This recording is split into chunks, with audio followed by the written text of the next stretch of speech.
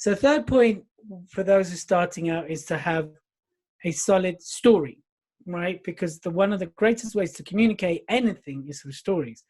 And if you can have a solid story, whether that be your business story or your story, a personal story, that will massively help you as a public speaker. Obviously, it will help enroll people into you, but also will help you communicate why you're on stage, why you.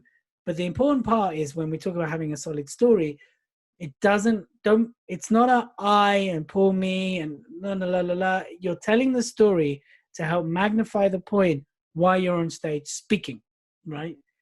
And to help enroll your audience and people you want to work with or people want to buy into your brand, why you as a brand. So that's why having a solid story is really important. So a personal story, a business story, a brand story is step number 3. Because actually, if all you did when you got going is told your story and why you're speaking about your story, that often can be enough.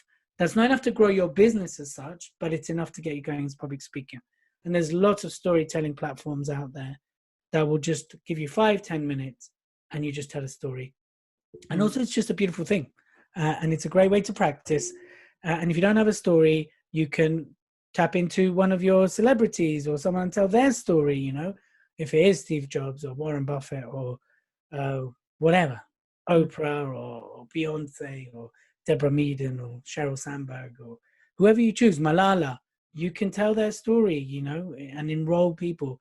But having a solid story, as you grow as a speaker, you'll have a range of stories that you pick from according to the audience and what's relevant.